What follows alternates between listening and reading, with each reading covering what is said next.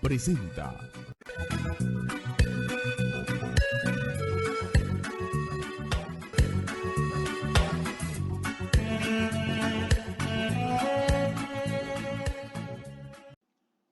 Dios te bendiga. Te habla por aquí tu hermano y amigo Pedro Arraiz y voy a desarrollar un estudio bíblico titulado Una visión panorámica del reino de Dios. El texto que voy a leer está en Lucas capítulo 4 versículo 43 que dice: pero él les dijo: es necesario que también a otras ciudades anuncie el evangelio del reino de Dios, porque para esto he sido enviado, dijo el Señor Jesús.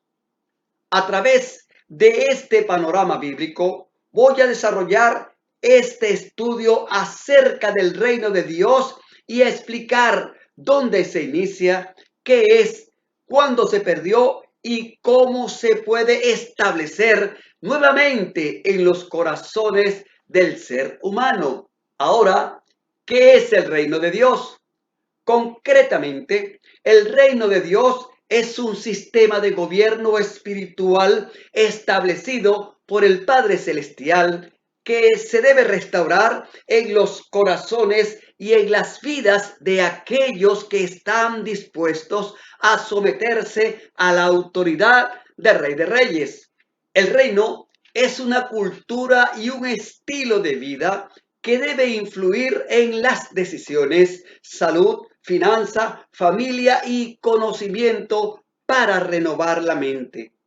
Es vivir en un ambiente de amor, misericordia, perdón y paz en el corazón para restaurar y establecer nuevamente el reino de Dios en las mentes y los corazones de los seres humanos para que conozcan que Él es el Rey de Reyes. Génesis capítulo 1 versículo 27 y 28, según la Nueva Traducción Viviente, dice de la manera siguiente: así que Dios creó a los seres humanos a su propia imagen, a imagen de Dios los creó, hombre y mujer los creó.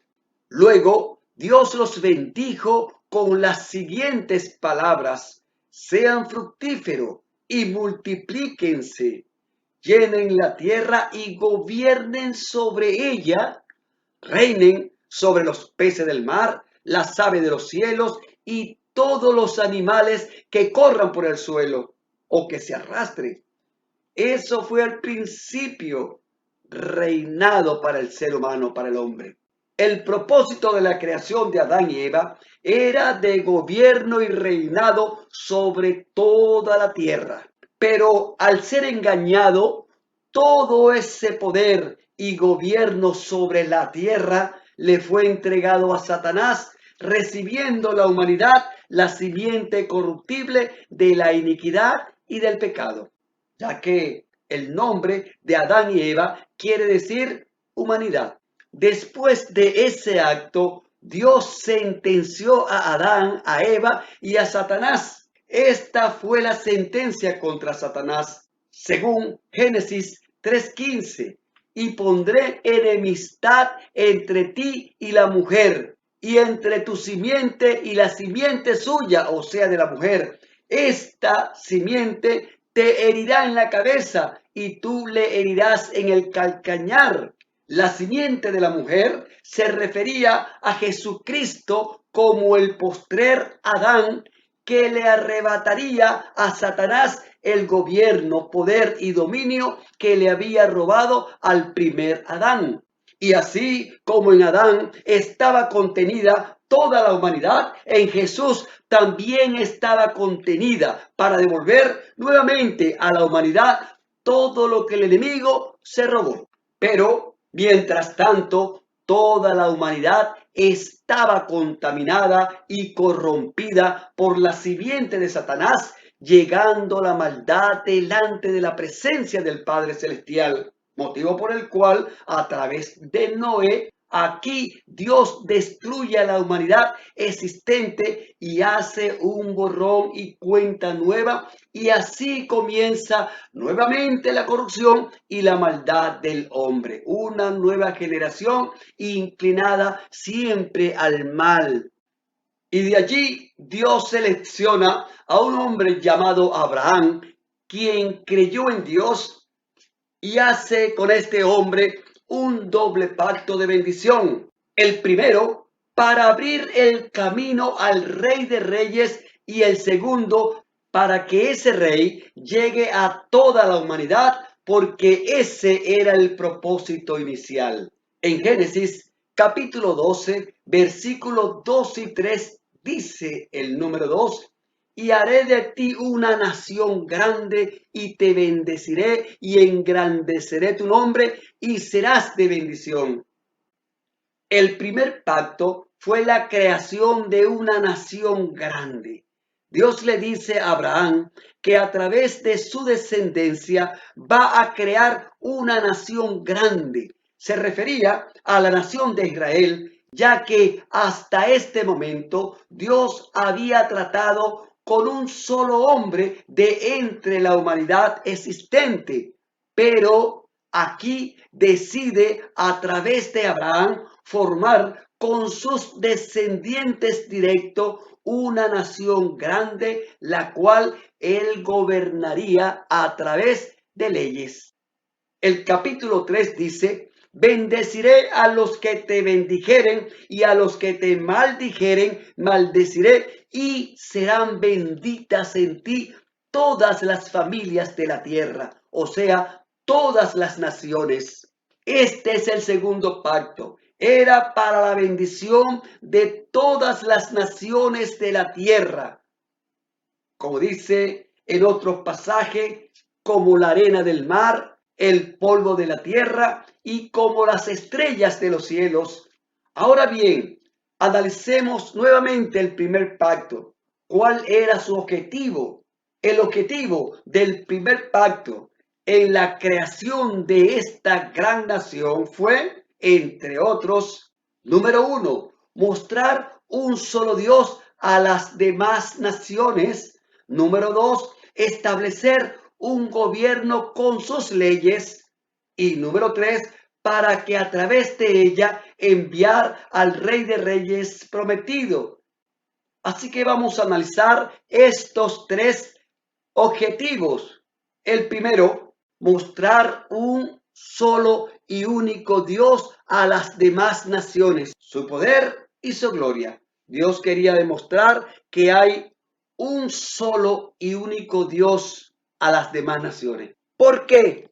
Porque hasta este momento las demás naciones eran ateístas, o sea, no creían en ningún Dios, o politeísta, creían en muchos dioses, pero Dios quería establecer el monoteísmo, o sea, un solo y único Dios, para mostrar su poder, su gloria, su dominio para las demás naciones.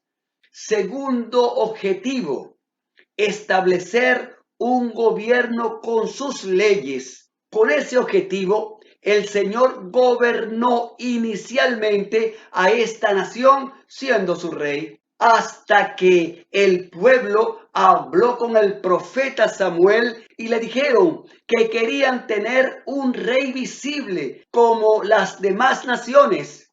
El profeta Samuel, muy triste, se lo manifiesta al Señor, y éste le responde: no te preocupes, Samuel, porque no te han desechado a ti, sino a mí.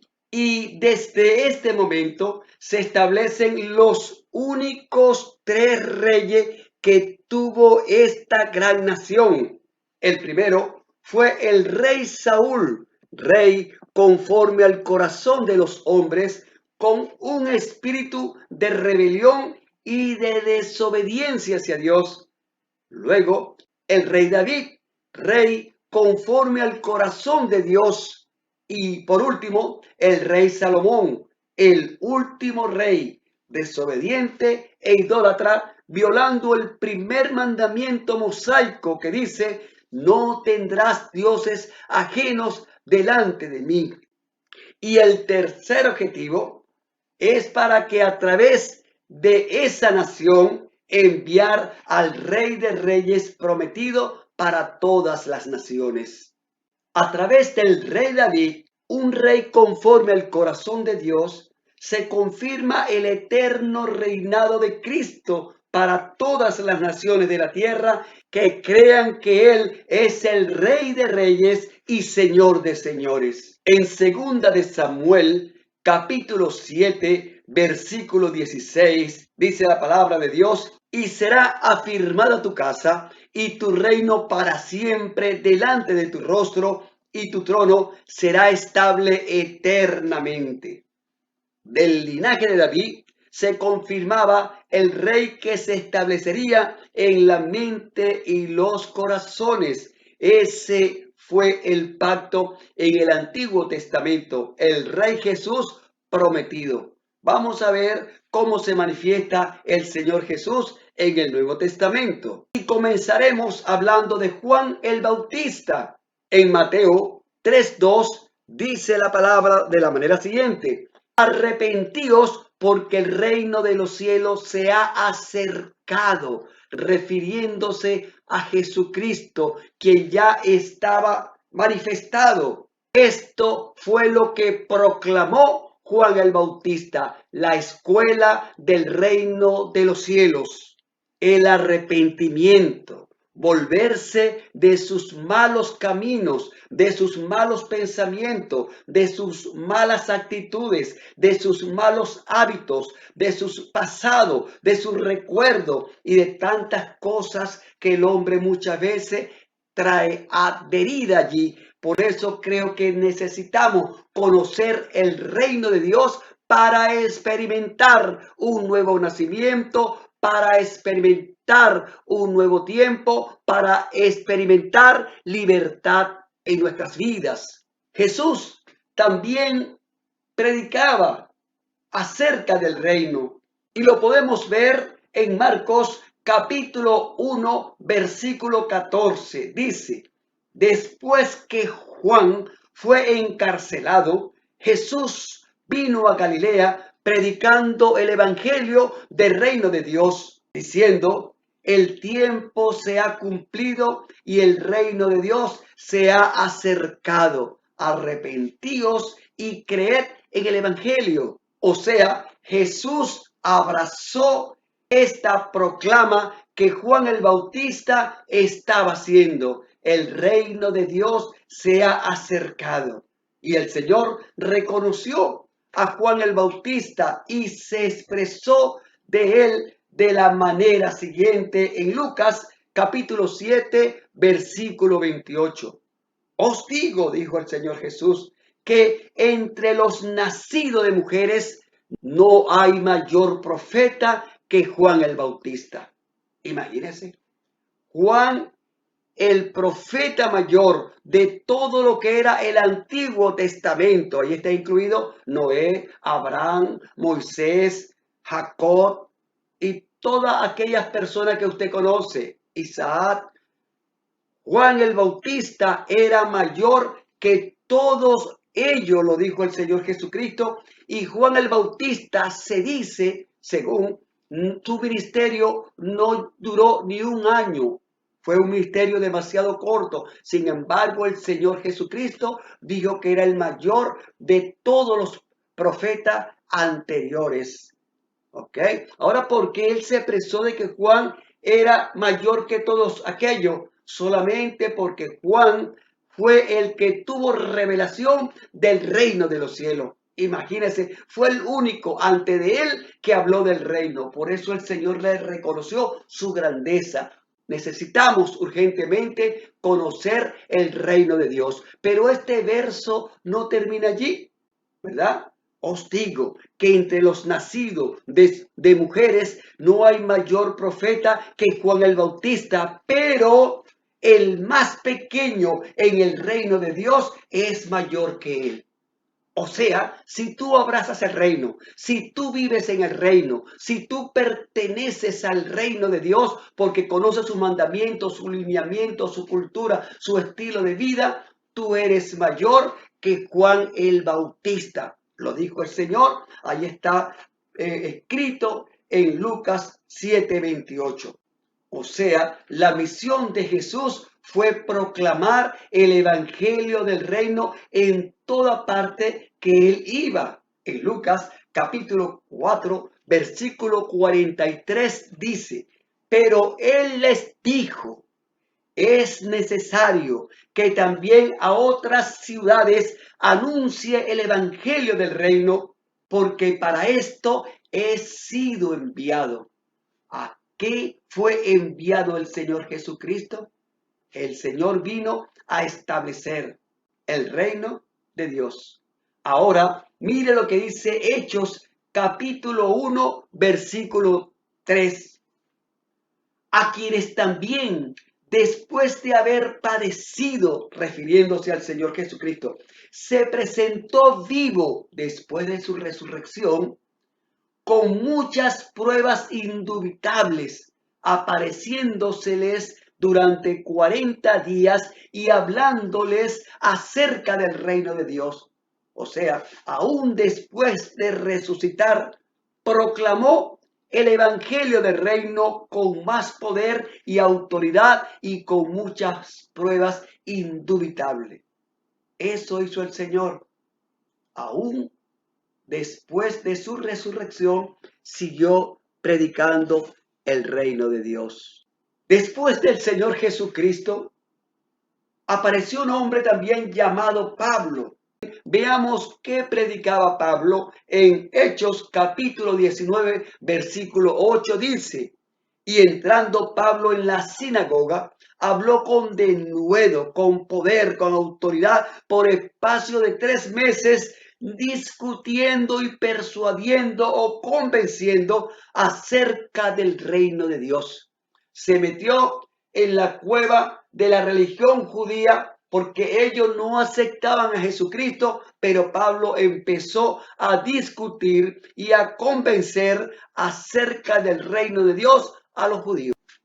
Y en Hechos capítulo 28, 30 y 31 dice, y Pablo permaneció 2 años enteros en una casa alquilada y recibía a todos los que a él venían, predicando el reino de Dios y enseñando acerca del Señor Jesucristo abiertamente y sin impedimento. Ahora, en conclusión, Cristo vino a restaurar y a establecer nuevamente el reino de Dios en la mente y los corazones de los seres humanos que crean en su mensaje del reino. Número 2. Fuimos creados para gobernar en esta cultura con poder, autoridad y dominio propio. Número 3. El reino de Dios es un proceso de crecimiento en un nuevo y mejor estilo de vida. Número 4.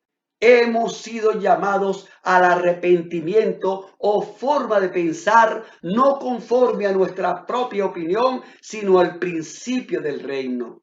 Gloria sea a Dios. Vamos a hacer una corta oración. Padre, en el nombre de Jesús, te doy gracias porque tu reino está establecido antes del principio y permanecerá después del final de los tiempos, porque tu reino es eterno.